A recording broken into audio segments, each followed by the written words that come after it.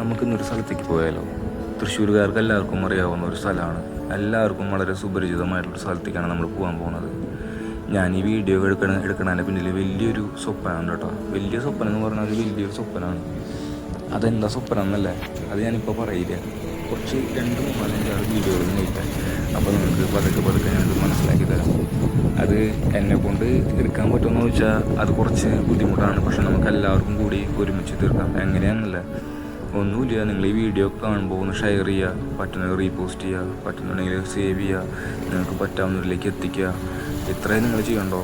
അതെനിക്ക് വലിയൊരു ഉപകാരവും. പറ്റുന്നുണ്ടെങ്കിൽ എന്നെ ഫോളോ ചെയ്യണേ. എൻ്റെ ചെറിയൊരു അക്കൗണ്ടാണ്. എല്ലാവരും എന്നെ ഫോളോ ചെയ്ത് അതിനൊന്ന് പരമാവധി ഒന്ന് പുഷ് ചെയ്യണം.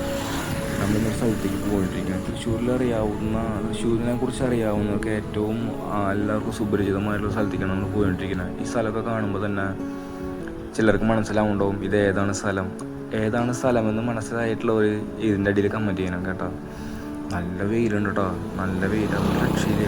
നമ്മൾ ആ വെയിലത്തെ ചെറിയൊരു മരം കിട്ടിയപ്പോൾ അവിടെ കുറച്ച് നേരം ഇരുന്നാണ് ഞാൻ.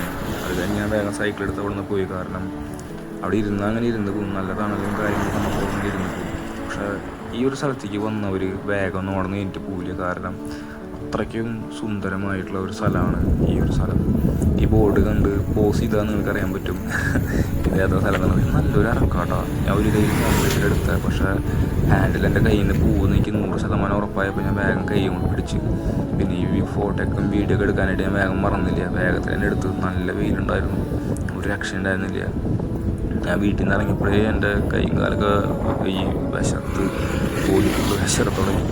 ഞാൻ കുറച്ച് വെള്ളം കുടിക്കാമെന്ന് വെച്ച് ചെന്ന് കയറിയത് ഒരു ചേട്ടൻ്റെ കടയിലാണ്. ആ ചേട്ടന് കാണാൻ പറ്റും, നല്ലൊരു ചേട്ടനാണ്, നല്ല മനസ്സുള്ള. അതിനുപരി ആ ചേട്ടൻ്റെ ഫാമിലീനെ ഒരുപാട് സ്നേഹിക്കുന്ന ഒരു ചേട്ടനാണ്. ആ ചേട്ടൻ എപ്പോൾ നോക്കിയാലും എൻ്റെ ഭാര്യേനെ കുറിച്ച് സംസാരിക്കുന്നുണ്ടായിരുന്നു. എൻ്റെ ഭാര്യ കാണുന്ന വീഡിയോ അവൾ ഭയങ്കരമായിട്ട് സന്തോഷിക്കുന്നത് ഇടയ്ക്കിടയ്ക്ക് പറയണ്ടായിരുന്നു.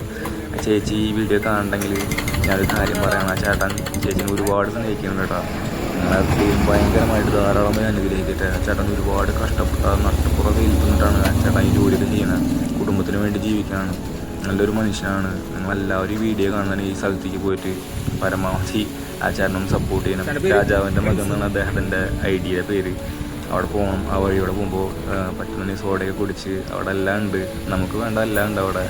അപ്പോൾ ഈ വീഡിയോ കണ്ട് എല്ലാവർക്കും ഇഷ്ടമായെങ്കിൽ നന്ദി കേട്ടോ.